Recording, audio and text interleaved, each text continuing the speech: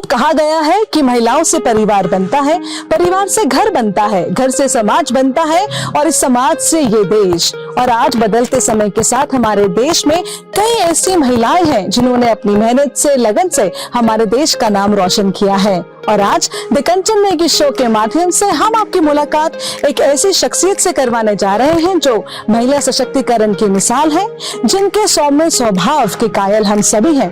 तो आइए चलते हैं उनके निवास स्थान फुलवारी में।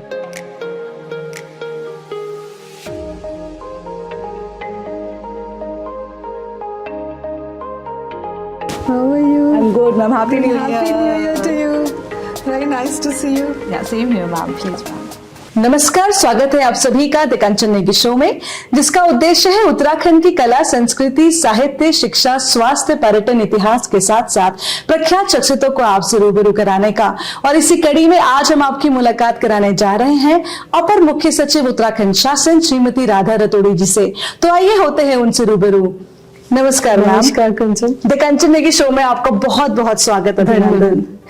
मैम, आप इतनी बड़ी अधिकारी हैं और मुझे लगता है यहाँ तक पहुंचने में आपने बहुत कड़ी मेहनत करी होगी और आपके माता पिताजी का भी आशीर्वाद, उनका बहुत बड़ा रोल रहा होगा इसमें। तो हम सबसे पहले जानना चाहते हैं आपके वो बचपन के दिनों के बारे में। माता पिता का तो मुझे लगता है हर बच्चे की परवरिश में बहुत इम्पोर्टेंट रोल रहता है जी। और मुझे ये सौभाग्य मिला कि मेरे माता पिता बहुत ही ज्यादा प्यार करने वाले माता पिता थे और कभी किसी बात के लिए हम लोगों को मना नहीं किया उन्होंने। मतलब ये तो ईश्वर का आशीर्वाद ही है कि ऐसे परिवार में मेरा जन्म हुआ। और उन्होंने कभी जैसे बेटा बेटी में फर्क नहीं किया, क्योंकि हम लोग सिर्फ 2 बहनें हैं और कोई भाई नहीं हमारा। तो हम लोगों को उन्होंने बिल्कुल पूरी आजादी और पूरी इक्वालिटी के साथ पाला। जी। तो मैम, आपका जन्म कहाँ हुआ, थोड़ा उसके बारे में आप बताएंगे? एक्चुअली मेरे फादर एक सेंट्रल सर्विस में थे, इनकम टैक्स सर्विस है, इंडियन रेवेन्यू सर्विस, उसके ऑफिसर थे। तो जिस समय वो दिल्ली में पोस्टेड थे तो मेरा जन्म दिल्ली में हुआ। लेकिन उसके बाद क्योंकि उनके ट्रांसफर्स होते रहे, तो जो सबसे ज्यादा समय मेरा बीता है वो 7 इयर्स कैलकाटा में, जहाँ पे मेरी स्कूलिंग हुई, और 7 इयर्स बॉम्बे में, जहाँ पे मेरा कॉलेज एजुकेशन हुआ। जी।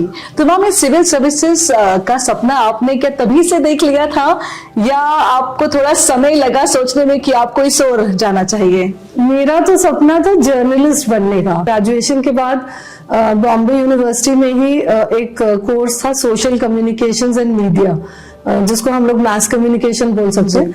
तो मैंने 1 साल का वो मास कम्युनिकेशन का डिप्लोमा किया था। तो I gave the exam and then I got into the Indian Information Service. That is also a service which is related to the media. So I was lucky that way. I was in the All India Radio in Delhi. I did my training, and then Doordarshan also. So there I did my training. Then I appeared again and got into the IPS. So I did my IPS training. Then I appeared for the 3rd time and I got into the IAS. Great ma'am. तो ma'am, इसमें जैसे आपने कहा पहले आप IPS में थी, फिर भी आपने सोचा कि नहीं IAS के प्रति आप रुझान आपका रहा कि नहीं मुझे करना है। तो क्या चीज है मैम सिविल सर्विसेज में जो आपको सबसे ज्यादा जिसने अट्रैक्ट किया? बचपन से ही मुझे लोगों को हेल्प करने का एक नेचुरल वो था, मतलब मोटिवेशन। जैसे आसपास, घर के आसपास भी जैसे जो गरीब बच्चे होते थे जो स्कूल नहीं जा पाते थे, तो हम उनको अपने घर में बुला लेते थे कि आओ हम पढ़ाते हैं। तो इंडियन एडमिनिस्ट्रेटिव सर्विस इसीलिए मैंने फिर चयनित की, क्योंकि यहाँ पे आपका मैक्सिमम कनेक्ट होता है पब्लिक से और आप बहुत ज्यादा लोगों की मदद कर सकते हैं। तो मेरे फादर ने भी यही मोटिवेट किया था कि अगर तुमको सोशल वर्क करना है, तुम किसी NGO में जाओगे तो कुछ लोगों को ही हेल्प कर पाओगे, यहाँ तुम्हारा हेल्प करने का दायरा बहुत बढ़ जाएगा। तो इसी उद्देश्य से मैंने ज्वाइन की सर्विस। बिल्कुल। तो मैम, जब आप IAS एस्पिरेंट थी तो उस समय कितना समय आपने पढ़ाई को दिया और आपके क्या क्या फंडास आपके अपने रहे? एक्चुअली मेरा केस थोड़ा आई थिंक बाकी IAS एस्पिरेंट से थोड़ा डिफरेंट होगा, क्योंकि मैंने कोई कोचिंग क्लास नहीं ज्वाइन की, मैंने बहुत ज्यादा पढ़ाई भी नहीं की। एक्चुअली मेरा कॉलेज में सब्जेक्ट था हिस्ट्री, और हिस्ट्री ऐसा सब्जेक्ट है जो थोड़ा सा हम लोगों को जनरल स्टडीज की भी उससे तैयारी हो जाती है। और मेनली मेरे the credit goes to my father, क्योंकि हमारे फादर बहुत ज्यादा पढ़ते थे। तो वो जो भी पढ़ते थे वो हमेशा हमको, मुझे और मेरी बहन को हमेशा बताते रहते थे। तो मैंने लगभग आई थिंक 4 से 5 घंटे रोज पढ़ाई की होगी।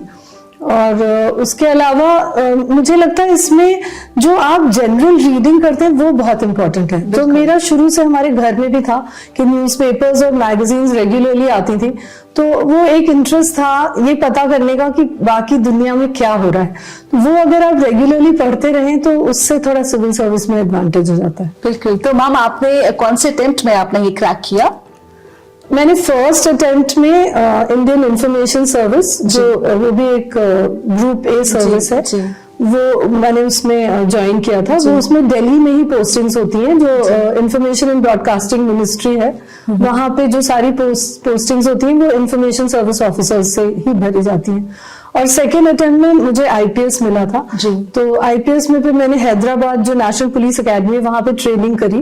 तो पुलिस की जो ट्रेनिंग थी वो मैंने पूरी कर ली थी। तब तक मैंने थर्ड टाइम दे दिया था एग्जाम ऑलरेडी, उसका रिजल्ट आ गया था। तो 88 में फिर मेरा थर्ड टाइम आईएएस में हो गया। और फिर मैं लाल बहादुर शास्त्री एकेडमी में ट्रेनिंग के लिए आ गई। तो अगला सवाल हमारा यही है मैम कि लाल बहादुर शास्त्री एकेडमी बहुत जानी मानी एकेडमी है जहाँ पे सभी आईएएस एस्पिरेंट्स को ट्रेनिंग दिया जाता है। तो उसके मैम थोड़े से मैं चाहूंगी कि आप हमारे दर्शकों के साथ अपने वो एक्सपीरियंस से साझा करें। लाल बहादुर शास्त्री एकेडमी में जो ट्रेनिंग होती है उसमें सबसे पहले फाउंडेशन कोर्स होता है जो लगभग 4 महीने का होता है। उसमें सारी सर्विसेज एक साथ रहती है, मतलब उसमें IAS, IPS, income tax, railways, information service, जितनी भी सेंट्रल सर्विसेज होती है वो सारे लोग भी रहते हैं उसमें। फाउंडेशन कोर्स में जो सबसे इंटरेस्टिंग पार्ट होता है वो एक ट्रैक होता है, जो अपर हिमालयाज में हम लोगों को ट्रैकिंग के लिए ले जाते हैं। ट्रैकिंग बहुत एंजॉयबल रहता है। और एक और जो ट्रेनिंग होती है उसी दौरान वो एक विलेज विजिट होती है। उसमें देश के अलग अलग ग्रामीण क्षेत्रों में एक ग्रुप, जैसे 15 लोगों का कोई ग्रुप होगा, तो जैसे हमारा ग्रुप गया था राजस्थान, वहां पे एक गांव था, भरतपुर डिस्ट्रिक्ट है राजस्थान में, वहां पे हम लोग गए थे। तो वहां पे 10 दिन आपको गांव में रहना होता है। तो वहां पे भी यही है कि आपको मतलब बिल्कुल जैसे गांव में लोग रहते हैं, झोपड़ी में आपको सोना है सब कुछ। और वहां पे गांव वालों से फिर आपको बात करनी है। उनका पूरा एक सोशियो इकोनॉमिक सर्वे होता है जो गांव का आप करते हैं, और गांव में क्या क्या प्रॉब्लम्स हैं, फिर अलग अलग ग्रुप से आप बात करके एक पूरा एनालिटिकल टाइप का स्टडी होता है। वो भी बहुत इंटरेस्टिंग पार्ट होता है ट्रेनिंग का। जी। तो मैम आपके जो लाइफ पार्टनर है श्री अनिल रतूड़ी जी, वो एक्स डीजीपी उत्तराखंड के रहे हैं, तो क्या उनकी मुलाकात और आपकी मुलाकात ट्रेनिंग के दौरान ही हुई? हाँ, उनसे मेरी मुलाकात पुलिस की ट्रेनिंग के दौरान, हैदराबाद में नेशनल पुलिस एकेडमी है, 87 बैच में हम लोग दोनों आईपीएस में थे। तो 87 दिसंबर में हम वहाँ ट्रेनिंग के लिए गए, तो तब वहां पे उनसे मुलाकात हुई थी। जी। तो मैम आपसे पूछना चाहेंगे कि सबसे पहली पोस्टिंग आपके कहाँ पे थी और उस टाइम पे क्या चैलेंजेस थे जो आपने फेस करे? मेरा थोड़ा डिफरेंट है वो भी बाकी ऑफिसर से, क्योंकि मेरा होम स्टेट जो है वो मध्य प्रदेश है, बिकॉज मेरे फादर मध्य प्रदेश के थे। तो मुझे जो आईएएस में कार्डर अलॉट हुआ था वो एमपी था, क्योंकि एमपी मैं अपने एमपी के बैच में टॉपर थी। ऑल इंडिया मेरा 16th रैंक था, जो 88 बैच की जो ऑल इंडिया लिस्ट थी। तो एमपी कार्डर मेरा अलॉट हुआ, लेकिन उसके बाद हमारी शादी हो गई थी। फिर अनिल रतूड़ी जी वो यूपी कार्डर में थे, तो उसके बाद हमने एप्लीकेशन दी कार्डर चेंज करने की। वो बहुत लंबा एक प्रोसेस होता है, उसमें पूरा 1 साल लगा।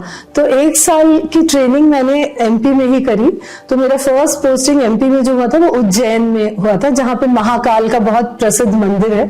तो वो मुझे सौभाग्य मिला था कि महाकाल का भी आशीर्वाद मिला, और वहां पे मेरी फर्स्ट ट्रेनिंग वाली पोस्टिंग हुई। उसके बाद मेरा कार्डर चेंज हुआ और फिर मैं यूपी कार्डर में आई, क्योंकि मेरे हस्बैंड यूपी कार्डर आईपीएस थे। और वहां पे मेरी फर्स्ट पोस्टिंग हुई बरेली में।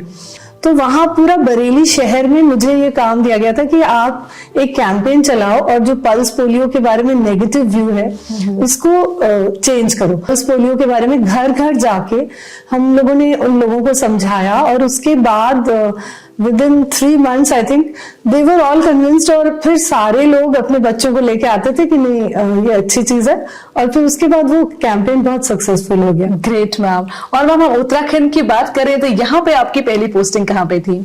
यहाँ पे जब 2000 में उत्तराखंड बना तो मेरी पहली पोस्टिंग टिहरी गढ़वाल में हुई। जब मैं वहाँ मेरी पोस्टिंग हुई तो लोग इतने अच्छे हैं वहाँ के, वो सब बोलते थे कि ये तो हमारी बुआरी है, मतलब बुआरी मतलब बहू। तो डैम के जो कंस्ट्रक्शन से बहुत इंटरेस्टिंग इंसिडेंट्स हुए जिस समय मैं टिहरी में थी 2001 में, 2001 and 2। तो उस समय मतलब एक तरह से एजिटेशन अपने पीक पे था बिल्कुल। तो वो लोग बहुत ही ज्यादा नाराज थे और पूरे टाइम हम लोगों के मुर्दाबाद के नारे लगते रहते थे। लेकिन उसके बाद क्या हुआ कि जब जेल में वो लोग आ गए और फिर हम लोगों की उनके साथ बातचीत शुरू हो गई, और एक एक पॉइंट पे हम लोग उनके साथ बैठे जो गांव के लोग थे और जो एजिटेशन कर रहे थे। हम लोगों ने कहा कि उनका सही पक्ष में, उनका पक्ष सही है, उनको सही पैकेज मिलना चाहिए। और टीएचडीसी के ऑफिसर्स भी थे, टीएचडीसी वो एजेंसी थी जो डैम बना रही थी। तो फाइनली स्टेट गवर्नमेंट ने उनके पैकेज को रिवाइज किया और उसके बाद ये हालत हुई कि वो सब लोग फिर हमारे पक्ष में आ गए, क्योंकि उन्होंने देखा कि ये हमारे अगेंस्ट नहीं है, ये तो हमारी तरफ से बोल रही है। तो उसके बाद जब सारा एजिटेशन खत्म हो गया, उनको हम लोग जेल से फिर छोड़ रहे थे। तो जो महिलाएं थी जेल में, कुछ गुलाब के पौधे लगे हुए थे, तो उन्होंने गुलाब के कुछ फूल तोड़े हुए थे, उन्होंने वो फूल वगैरह फेंके। तो मतलब कैसे उनका पूरा एटीट्यूड चेंज हो गया फ्रॉम नेगेटिव टू पॉजिटिव आ गया। बिल्कुल मैम। कितना समय आपने टिहरी में बिताया और उसके बाद आपकी अगली पोस्टिंग कहाँ रही? टिहरी के बाद तो फिर मैं देहरादून आ गई जी, और यहाँ पे फिर मैं डीएम देहरादून भी रही। वहां पे लगभग 1.5 साल रहे और 1 साल फिर यहाँ देहरादून में रहे और बीच में सचिवालय में भी रहे। Before Dehradun I was I think 4 months in the Sachivalaya and then I came to Dehradun district as DM Dehradun. जी, तो मैम जब आप डीएम देहरादून थी उस समय में और आज के समय में, तो आपको क्या चेंजेस दिखते हैं? समय के साथ क्या क्या बदलाव हुए हैं? देहरादून शहर के बारे में अगर देखें तो एक्चुअली 20 साल में यहाँ बहुत ज्यादा डेवलपमेंट हो गया है। एक जो प्रॉब्लम देहरादून के निवासी भी फेस करते हैं, हम लोग सभी फेस करते हैं, क्योंकि आप भी ड्राइव करके आते हैं, आपको भी लगता होगा, ट्रैफिक का प्रॉब्लम यहाँ पे बहुत ज्यादा बढ़ गया है जो पहले नहीं था। बिजनेस भी यहाँ पे बहुत ज्यादा बढ़ गया, तो आई थिंक बहुत बड़ा शहर बन गया देहरादून, ये एक चेंज है। बिल्कुल मैम। तो मैम कहीं पे मैंने आपका एक आर्टिकल पढ़ा था जिसमें आपने कहा था कि एक आईएएस ऑफिसर को एक ब्यूरोक्रेट में एक्सेसिबिलिटी होना बहुत जरूरी है। बहुत जरूरी। तो इसके बारे में आप क्या कहेंगे? कि एक्सेसिबिलिटी, बिहेवियर एंड कॉम्पिटेंस। मैं यंगर ऑफिसर्स को भी यही बताती हूँ कि आप लोगों को, क्योंकि वी आर पब्लिक सर्वेंट्स, तो this is a public service. तो सर्विस का मतलब है कि आप हर समय उपलब्ध रहेंगे। आप जो भी किसी को भी कोई प्रॉब्लम है तो वो आपसे कांटेक्ट कर सके, उसके लिए you have to be accessible. And be behaviour I think is even more important, क्योंकि आपका बिहेवियर कैसा है वो बहुत जरूरी है। और इसमें तो मैंने वहां भी रिक्वेस्ट किया है जो एलबीएस एकेडमी में जो ट्रेनिंग होती है, कि ट्रेनिंग में दे शुड स्टार्ट, सबसे पहले उनको स्टार्ट करना चाहिए विनम्रता से।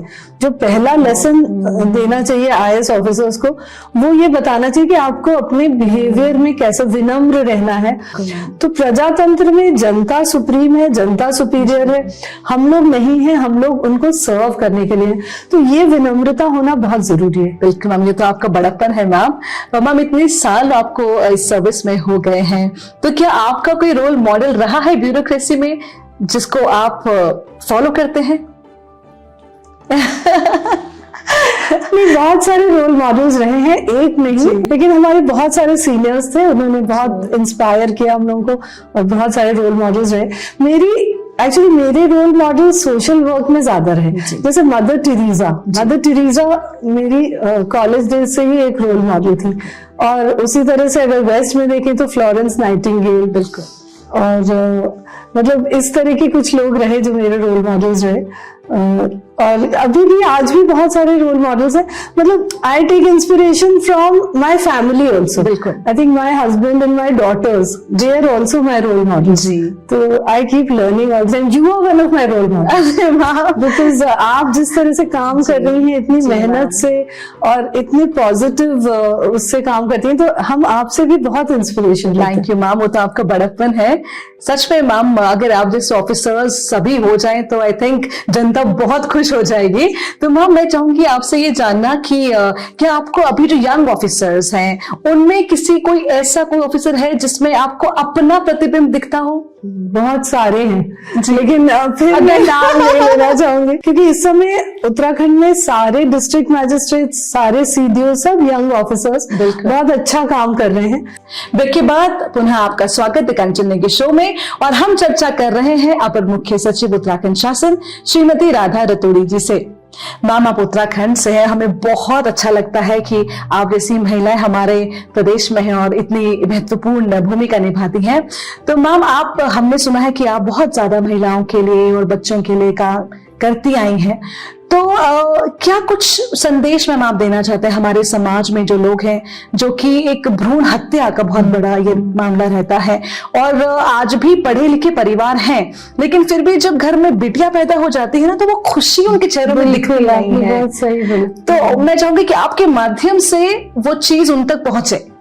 आपने बहुत ही अच्छा विषय उठाया और मेरे दिल के करीब है ये विषय। तो जो बालिका भ्रूण हत्या है, ये तो इनफैक्ट सबसे जो जघन्य अपराध हमारा समाज कर रहा है, सबसे ट्रैजिक, सबसे दुखद इसका पहलू ये है कि माता पिता स्वयं ही नहीं चाहते कि हमारी बेटी पैदा हो और वो अपनी बेटी की हत्या कर देते हैं। और इसको मतलब सही करने के लिए सबको मिल के आगे आना पड़ेगा, और हर परिवार में अगर अब बेटा और बेटी को समानता नहीं देंगे तो ये कुरीति कभी खत्म नहीं होगी। बिल्कुल बिल्कुल। अच्छा मैम, जो हमारे उत्तराखंड ये प्रदेश है, इसमें अभी आपने रिसेंटली एक इनिशिएटिव लिया है महिलाओं की सुरक्षा के लिए, वो जो गौरा शक्ति ऐप है, तो उसके बारे में भी मैं चाहूंगी आप थोड़ा प्रकाश डालें। ये आपने ये भी बहुत अच्छा बिंदु उठाया। जो हमारी महिलाएं या लड़कियां जो काम करने घर से बाहर जा रही हैं, उनको एक सुरक्षित माहौल देने के लिए ये गौरा शक्ति ऐप बनाया गया है। इसमें आपको कोई कंप्लेंट नहीं करनी है, इसमें आपको सिर्फ अपना रजिस्ट्रेशन कराना है, सेल्फ रजिस्ट्रेशन का इसमें सिस्टम है। जो लड़की या महिला अपना सेल्फ रजिस्ट्रेशन गौरा शक्ति ऐप में कराएगी, उसकी आइडेंटिटी बिल्कुल गोपनीय रखी जाएगी, किसी और को नहीं पता लगेगा। जो महिला हेल्प डेस्क पे महिला कर्मचारी है पुलिस की, उसी के पास उसका नंबर आएगा, उसमें एक मैसेज आएगा कि कंचन ने आपके ऐप पे रजिस्टर कर लिया, अब आप इनसे संपर्क करिए। तो जो हमारी महिला हेल्प डेस्क पे महिला कार्मिक हैं, वो फिर आपको फोन करेंगी, मतलब जिस लड़की या महिला ने अपना सेल्फ रजिस्ट्रेशन किया है, वो उसको फोन करके उससे पूछेंगी कि आप कैसे हो, सब ठीक है, आपके कार्यस्थल में जहाँ पे आप काम करते हो, दुकान या रिजॉर्ट या होटल या मॉल, आपको कोई प्रॉब्लम तो नहीं है, और कहीं कोई प्रॉब्लम हो तो आप मुझे बताइए। बस एक उनका डायरेक्ट कांटेक्ट हो जाएगा। और मैम आप तो खुद ही महिला सशक्तिकरण की एक मिसाल है, और आपका जो सौम्य स्वभाव है हम सभी उसके कायल हैं। मैम हम जानना चाहेंगे कि आप अपने इतने बिजी प्रोफेशनल लाइफ को और पर्सनल लाइफ को बैलेंस कैसे कर पाती हैं? इतनी खूबसूरती से आपके चेहरे में कोई शिकन नहीं दिखता है, इतना प्रेशर, हम समझते हैं कि आप जिस पोजीशन पे हैं बहुत प्रेशर होता है, लेकिन फिर भी आपके चेहरे में कोई एक फ्राउनिंग नहीं, कुछ टेंशन नहीं, तो वो क्या मंत्र है आपका? वो मंत्र ये है कि देखिए, एक तो मेरी माँ, मतलब मैं क्रेडिट उनको देना चाहूंगी कि उनका नेचर ही बहुत खुश रहने वाला था। उनको कैंसर हो गया था, उन्होंने पूरा कैंसर से लड़ाई करी, लेकिन हमेशा हंसती रहती थी। उनकी कीमोथेरेपी होती थी जब हॉस्पिटल में, तो वो हमको बोलती थी तुम बैठ के भजन गाओ, तो हम उनको भजन सुनाते रहते थे, और वो स्माइल करते हुए पूरा दिन लगता है कीमोथेरेपी में, वो मेडिसिन पूरा केमिकल्स जाते हैं जो बहुत पेनफुल होता है, लेकिन वो हंसते हंसते पूरा अपना थेरेपी करा लेती थी। और उनसे हमने यही सीखा कि जीवन में अगर आप खुश रहो तो आपके सामने कोई भी चुनौती आएगी वो फिर निकल जाएगी। मेरा क्या है, मेरा एक दुआ बैंक है जी। मतलब हमें दुआओं के जो दुआएं मिलती हैं वो हम अपने बैंक में जोड़ते जाते हैं, और हमारा दुआ बैंक हमेशा भरा रहता है। क्योंकि होता है अक्सर मैम देखते हैं कि लोग बाहर खुशी तलाशते हैं और खुद के अंदर समय नहीं ही रहती है खुशी जी, और वो मी टाइम भी नहीं निकाल पाते। तो क्योंकि मी टाइम की बात हो रही है मैम, तो आपका डेली शेड्यूल क्या रहता है, आपका डेली रूटीन क्या रहता है? मेरा डेली रूटीन ये रहता है कि जैसे सुबह उठे, I wake up at a fix time, 6 बजे उठ गए, फिर हमारा एक छोटा सा डॉगी भी है, जी। तो उसको घुमाने ले जाना है, उसको खाना खिलाना, उसके साथ थोड़ा टाइम बीतता है।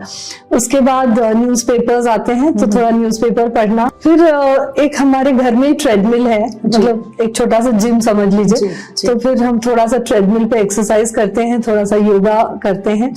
उसके बाद फिर यू गेट रेडी, ऑफिस के लिए तैयारी हो जाती है। फिर ब्रेकफास्ट करके तो 9 बजे तक हम ऑफिस के लिए निकल जाते हैं जी। और फिर लंच के लिए घर आते हैं, फिर वापस ऑफिस चले जाते हैं। फिर हमारे पास बोर्ड ऑफ रेवेन्यू का चार्ज भी है। फिर 6 साढ़े 6 तक काम खत्म करके फिर घर आते हैं। फिर अगर कभी कोई हमारी पड़ोसी हैं मिसेस जोशी वो मिल जाती हैं तो उनके साथ वॉक कर लेते हैं थोड़ा सा।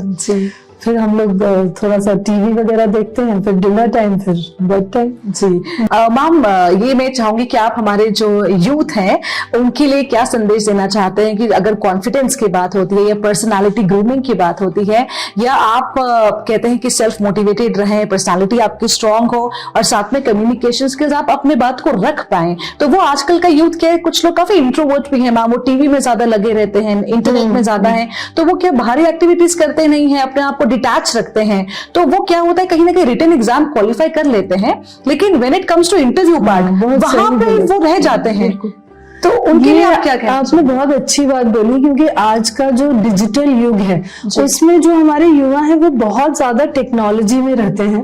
और मैंने देखा कई परिवारों में भी, जैसे खाना भी खा रहे हैं तो 4 लोग बैठे हैं तो सब लोग अपने अपने फोन को देख रहे हैं और खाना खा रहे हैं। तो वो कम्युनिकेशन जो है वो हर परिवार में कम्युनिकेशन होना बहुत जरूरी है। तो इंटरव्यू में अगर आप अच्छा बोलना चाहते हैं तो आपको लाइफ में भी हर समय बोलना है, बिल्कुल संवाद हमेशा कायम रखना है। जो यंग पीपल हैं उनके लिए ये भी बहुत जरूरी है कि किसी ना किसी खेल में वो जरूर प्रतिभाग करें। ग्रेट, तो मैम कुछ एक रैपिड फायर राउंड फटाफट से हो जाए, तो आपकी फेवरेट सिंगर कौन है? मेरी फेवरेट सिंगर एक्चुअली एक बताना बहुत मुश्किल है, लेकिन आई थिंक लता मंगेशकर। तो आपका पसंदीदा कलर कौन सा है? येलो। ग्रेट, तो आपने आज पहना भी है ना। और आपको माउंटेन ज्यादा पसंद है कि बीचेस? माउंटेन्स। ग्रेट, और आपको उत्तराखंड ज्यादा पसंद है कि महाराष्ट्र, मध्य प्रदेश? उत्तराखंड। जी, और आपको मूवीज देखना पसंद है घर में या थिएटर में? घर में। जी, आपको घर का खाना पसंद है या बाहर का? घर का खाना। आपको कुकिंग पसंद है कि गार्डनिंग? कुकिंग। आज के दौर के आपके फेवरेट एक्टर कौन है आज के समय में? आज के दौर में मेरा कोई फेवरेट नहीं है, मैं पुराने एक्टर्स आपको बता सकती हूँ। जी, पुराने एक्टर्स में देवानंद जी, राजकुमार जी, राजेश खन्ना जी। ग्रेट, और मैम आपको एज अ पेट, जैसे आपने बताया आपका डॉगी तो है ही, और ये हमारे साथ इस साक्षात्कार में भी शामिल हो गया, उसने प्रेजेंस अपनी दर्ज कर दी है हमारे इस एपिसोड में भी। और मैम आप तो हमने सुना है बहुत सुंदर गाती भी हैं, और हम अगर उत्तराखंड की बात करें कि आपको तो पूरी भाषा बोली भी आती है, तो हम तो चाहेंगे कि मैम आप हमारे दर्शकों को कुछ लाइन गा के सुनाएं। उत्तराखंड का संगीत बहुत ही अच्छा लगता है मुझे, तो मैं अक्सर सुनती रहती हूँ उत्तराखंड के गाने, और मैं कोशिश करूंगी आपके सामने 2 लाइन गाने की। जी। घूमती कुरोने लगी प्यारा मैत की, बड़ी बड़ी है गिरी तू चैत की, और तू चैत की। तिबारी में बैठा वाला बाबा जी उदास, बाटू हिली होली माझी लगी होली सांस। तिबारी में बैठा वाला बाबा जी उदास, बाटू हिली होली माझी लगी होली सांस। कब मेरा मैतिया जी दिशा भेटवाला, कब मेरा मैतिया जी दिशा भेटवाला, कब मेरा भाई बहनों का राजी खुशी आला, भगवती को रोने लगी हो, बड़ी बड़ी है गिरी तू चेत की, और तू चेत की। वाह मैम, बहुत ही खूबसूरत आपने गाया, बहुत अच्छे से गाया। और मुझे तो लगता है कि मैम आपसे इतने लोग को प्रेरणा लेनी भी चाहिए, और हम जैसे लोग तो लेते भी हैं हमेशा। मैम आपसे चर्चा करके बहुत अच्छा लगा, और मुझे उम्मीद है कि हमारे दर्शकों को भी ये एपिसोड बेहद पसंद आया होगा, क्योंकि हमने आज श्रीमती राधा रतोड़ी जी, जो कि अपर मुख्य सचिव है उत्तराखंड शासन, उनका एज एन ऑफिसर भी देखा, और उनकी निजी जिंदगी के बारे में भी बहुत कुछ हमने उनसे सीखा, उनसे जाना।